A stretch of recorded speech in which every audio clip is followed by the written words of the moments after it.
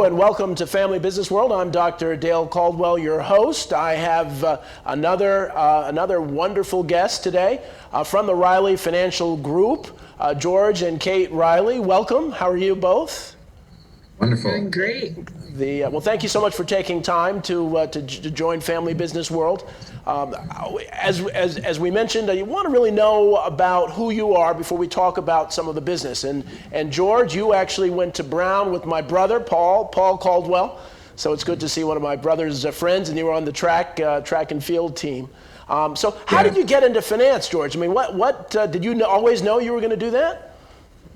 Actually, no. And it's funny you mentioned Paul because, being an athlete, I think one of the main ingredients, at least that I've witnessed over the last 32 years of being in the service business, is if you played a sport, it actually helps because you need to have a competitive side to you. We found in this industry, you also have to have compassion. And you also have to know what it's like to be on a team, right? There's no individuals in financial planning. You need to be part of a team. But I originally got into commercial real estate because there was a Brown alum that I interned for when I was in college. And when I first graduated, I worked in commercial real estate. And then at 27, when our first daughter, Meg, was born, we wanted to get back home to New Jersey. My wife and I each grew up in New Jersey. And so I looked into financial services because I felt like it was something where I could make a difference in people's lives. Wonderful. One of the things about tennis, about sports, is I'm a big tennis guy, and I find people who played a lot of different sports almost adopt some of the culture of the sports. So on track and field, people have roles. Football players have roles. Tennis players a lot of times are single shingle people who are doing, they're independent lawyers or they're other things. So it's really interesting, the sports thing. Now, Kate, you're an athlete as well, right? What sports did you play? Yes, so I played lacrosse in college at my alma mater, Amherst College, and I definitely think for any job in any industry, sports definitely helps prepare you. But particularly on our team, because I know how to receive constructive criticism, and in financial services, I know how to take rejection and move on because I'm used to it from being an athlete. You develop tough skin. You develop tough skin, and that's one of the best things I think about sports is that you learn how to lose. And I can almost tell people who didn't play sports, they have trouble losing in the business world. It really is a real interesting thing. So, all right. So George, you got into financial planning. Talk about the Reilly Group. What do you focus on, and who do you work with, and how do you serve your clients? Yeah. So we formed the Reilly Financial Group, and again, a gentleman that I grew up with, Bob Knoll. We played Pop Warner football together in high school football, and he was the fullback and I was the tailback. And so again, identifying with the team concept, Bob and I started this 25 years ago. And essentially, we did it because we felt like people out there were looking for holistic planning. They wanted someone who was going to take care of their needs and their wishes. And, our tagline, Dale, is we do life together. So we started it because we felt like there was a lot of people at that time in their 20s and 30s, a lot of business owners, a lot of folks that needed a lot of direction. And we felt that the world was really starving for leadership. They wanted someone to guide them, and they wanted someone to help them, draft a plan, set up a roadmap, if you will, for their financial future. So we got into it, and it was just basically, through Bob's help, by working on all the stuff internally, I was able to meet with clients and meet new clients and network and join different associations and nonprofits. And that's how we were able to gather our clients. And now today we have 10 advisors and 9 staff. Wow.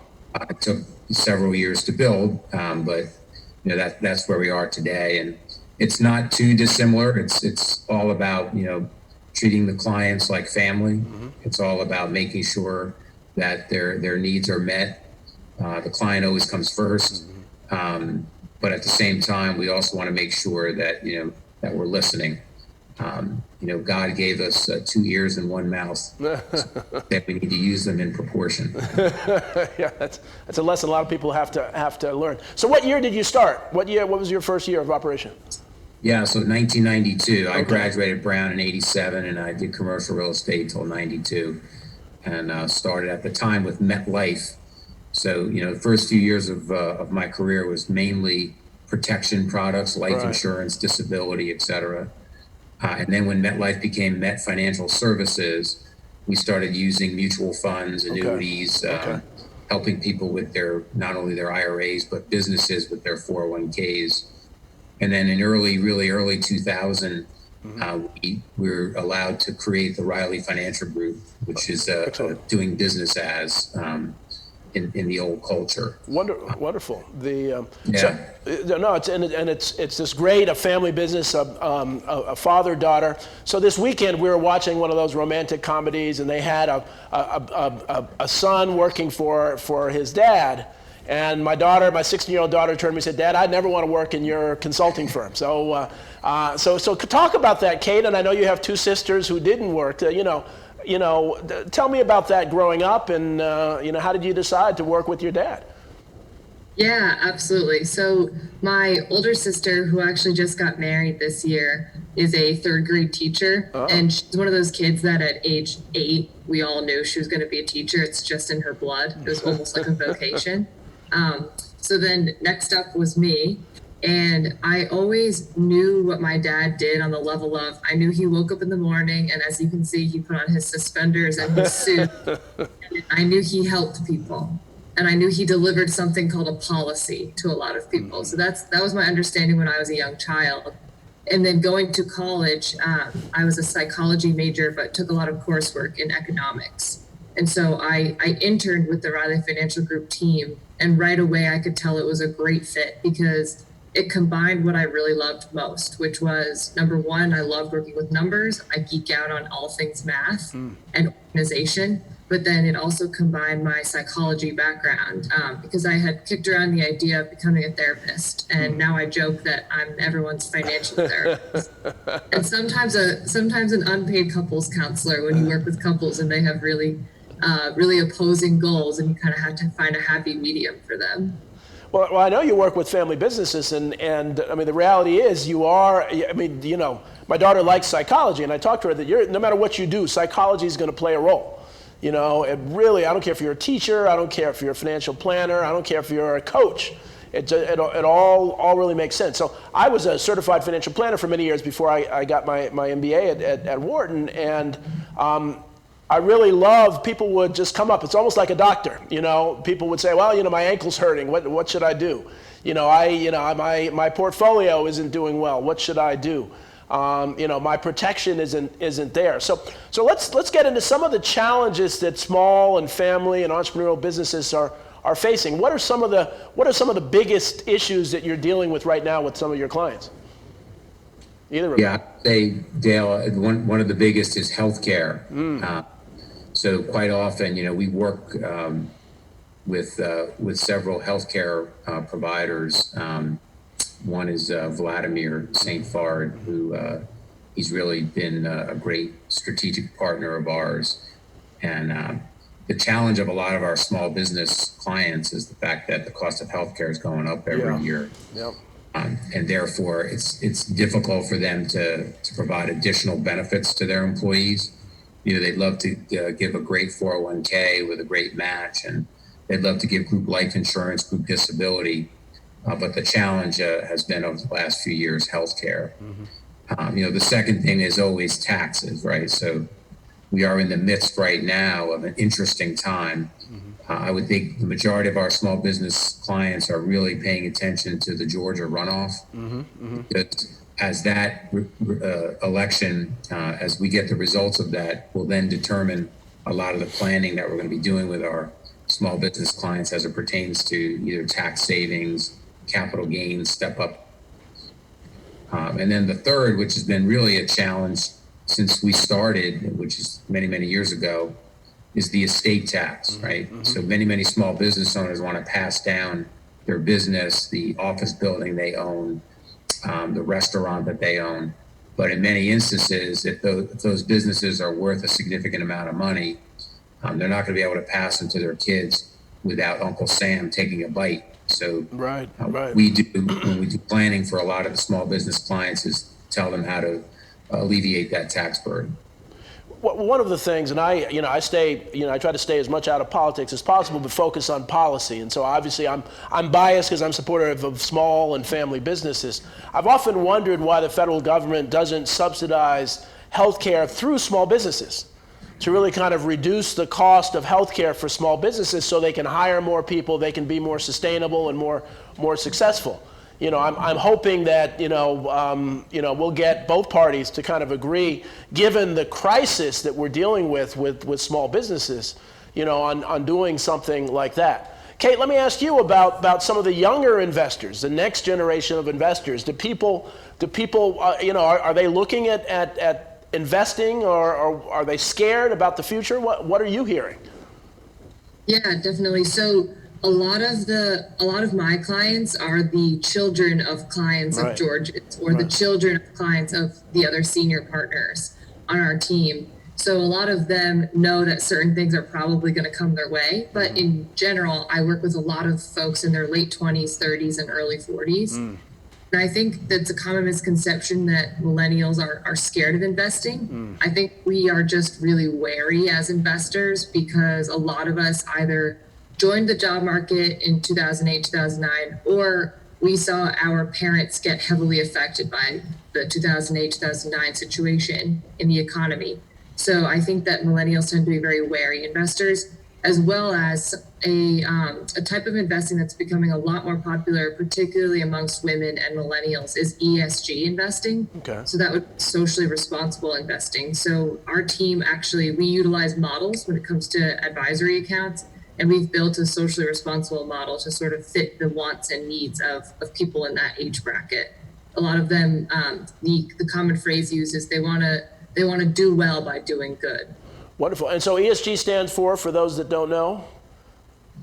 Yes, so it's environmentally friendly, and then socially responsible and global as well. Yeah, and so that's that's becoming bigger and bigger and bigger and more important. Let me ask you this, and then we're going to take a break real quickly. We have a juxtaposition of data. We have the Dow Jones Industrial Average hitting 30,000. We have unemployment at record levels at the same time. I've often said we almost need to create a small business index or something. So, we'll hold that thought, because we're going to take a quick break now. But I want you to talk to that, because as I see it, it's a totally different world. My clients, many of them are closed because of the pandemic, and many of my big clients are doing really, really well. So think about that, and we'll take a break, and we'll be right back to Family Business World in a minute. Our mark on every field around the world. A world without temple, well, that's like the sky without the North Star. Temple, never stopping. The family law firm of Shemtab Dragonovsky Taylor will help you move through and beyond your divorce. We are a full-service boutique family law firm located in Blue Bell, Pennsylvania. We handle cases in Montgomery County, Chester, Bucks, Delaware, and Philadelphia counties.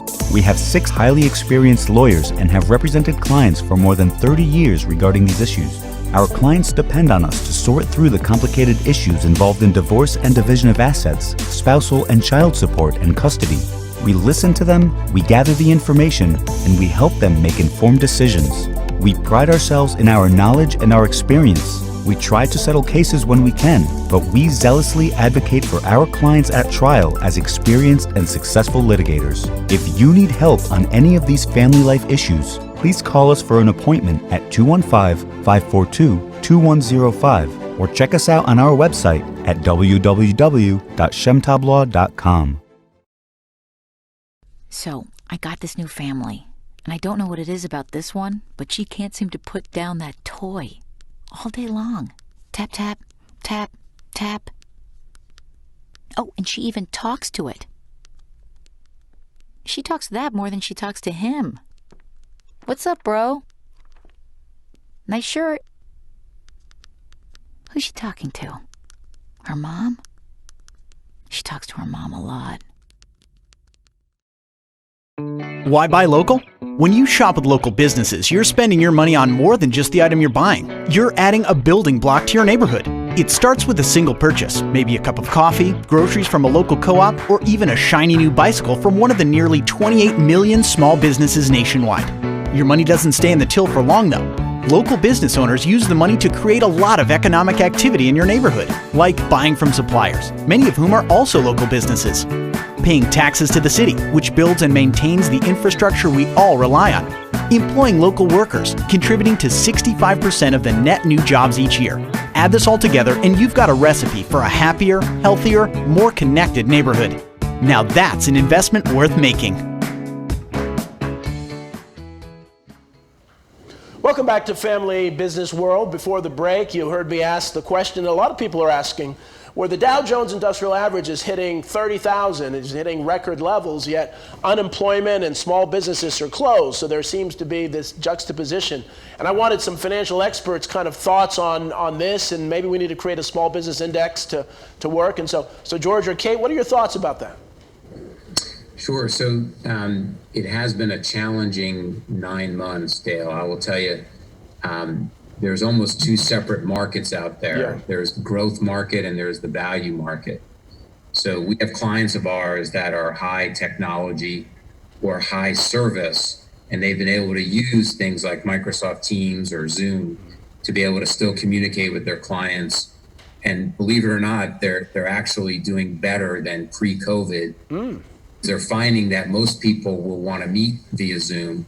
So anyone in the service business that used to have, let's say, 10 or 12 appointments a week, we find that they're having more like 18, 20 a week now because of things like Zoom.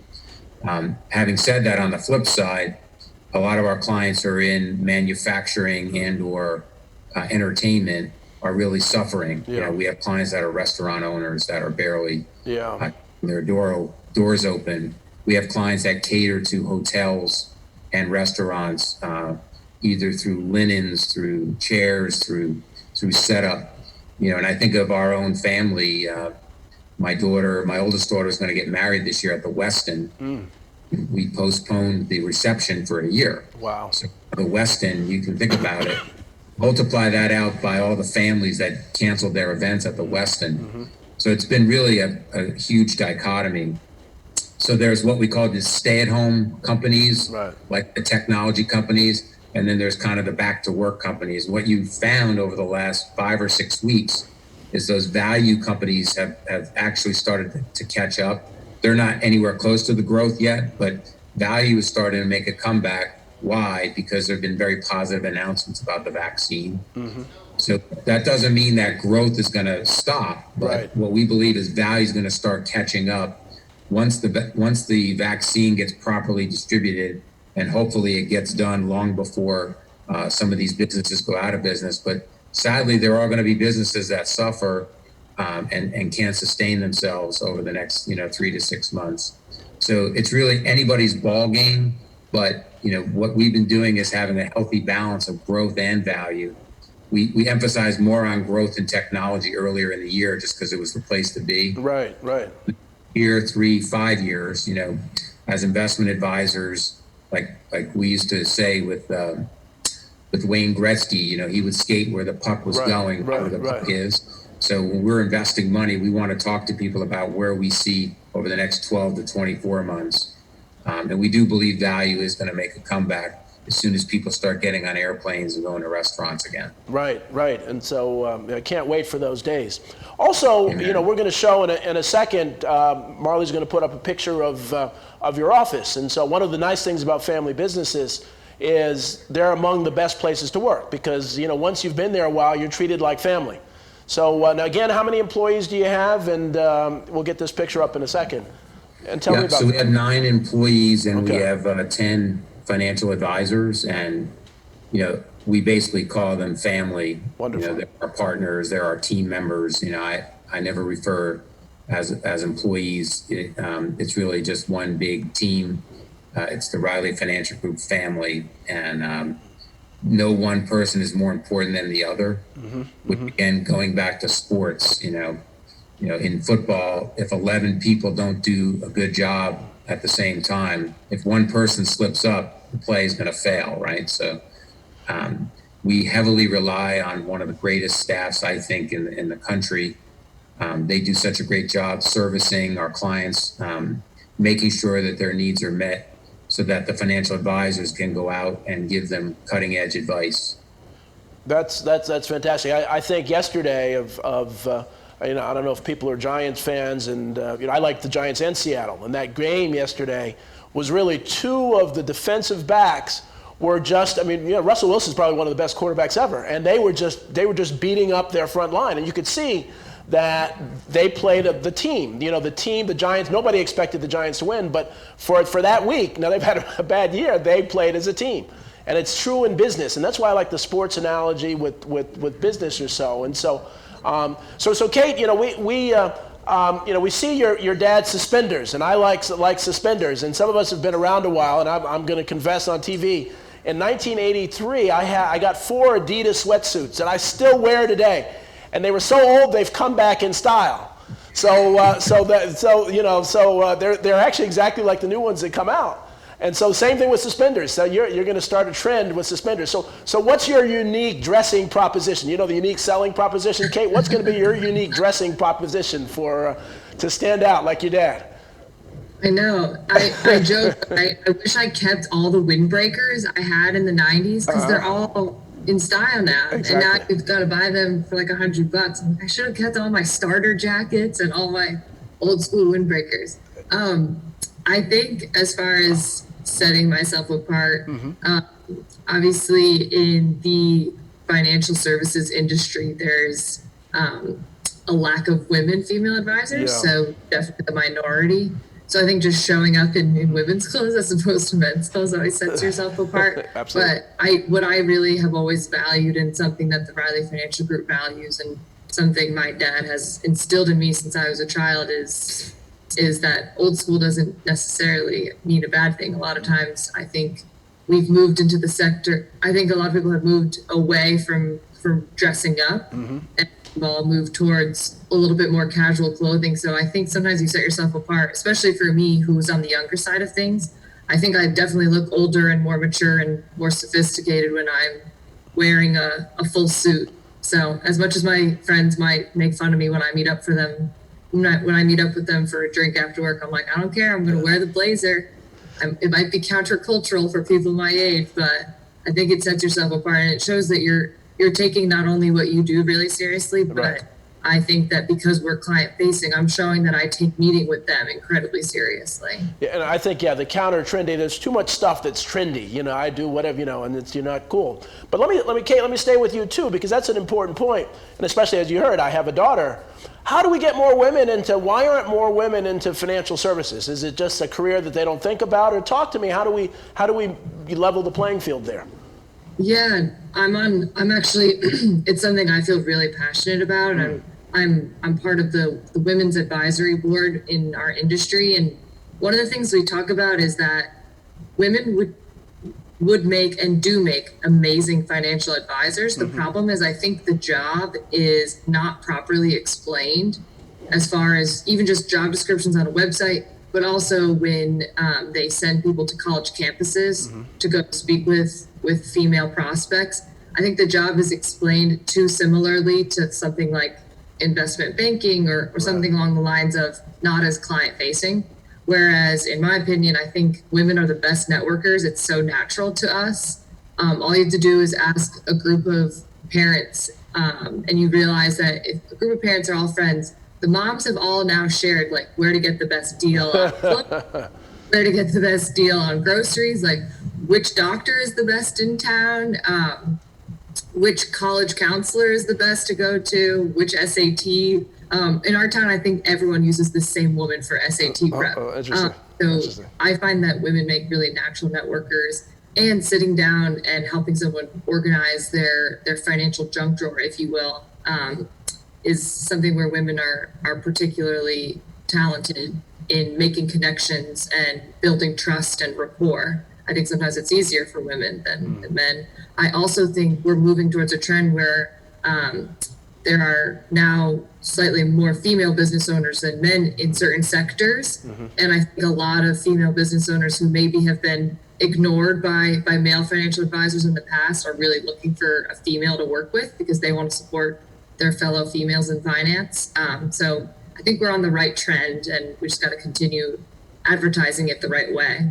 Well, very, very well said. And I say that because if you look at most couples, it seems like, I think the research shows the women are typically managing the finances in the household.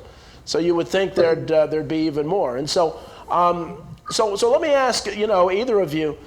So the family businesses, the small family business, their business is they're getting back. They're starting to make money again. As the pandemic hopefully will begin to go away. What are some of the things they should be thinking about as they're planning? And so we're almost done. So we'll finish on this. If I'm a family business owner, what should I be thinking about when it comes to the world of financial planning and protection? Certainly taking a look at your company's benefits, right? If there's ever a year where you can either cut back a bit and or reduce some of the benefits, I think employees understand. I think employees appreciate the fact that they still have a job and that they're still employed. So what we've been encouraging our small business clients who have maybe suffered a bit is, number one, look at your benefits. Number two, look at what the government can offer you. We were on the phone literally from March through probably July, August, helping people with their PPP loans. Right. And we think the PPP loan was a great, injection into the small business market. Hopefully there's going to be more coming, which again is the topic even today down in Washington as far as more stimulus is concerned. That's the first thing. The second thing is definitely do more Zooms and more webinars for your employees, particularly on things like healthcare, on dealing with stress and anxiety, because being home for the last 7 or 8 months, Dale, there's been so many cases, sadly, of people who are suffering. And employer, you can provide that, and you can provide it really for free, because there are many, many people that'll speak on this topic. And then the last thing is, as far as the finances are concerned, what we've been doing with a lot of our small business clients is doing webinars for their employees, whatever the topic is. We can do it on, investments. We can do it on, the election. We can do it on, what to look for next year as far as planning is concerned. And even just things like, staying, keeping your office clean and appropriate, and through COVID-19. There are many, many rules and regulations that are important and appropriate. There are many things you can do for your employees that don't cost anything. So take advantage of those. Let the employees know that you care. My 9 employees have been home, for 8 or 9 months, and they've been so appreciative. And we've been just getting together like this on Zoom a couple, 3 times a week. And we all talk about the weekend. How's your family? How are your kids? How are your parents? Wonderful. I think the more you show your employees that you care, the more successful you're going to be in 2021 when hopefully this thing comes back. Excellent. Well, George and Kate, unfortunately, as I said, this time goes by very, very quickly. Really enjoyed talking to you. Good luck. Stay safe. And I want to thank the audience for watching Family Business World, and we will see you next week.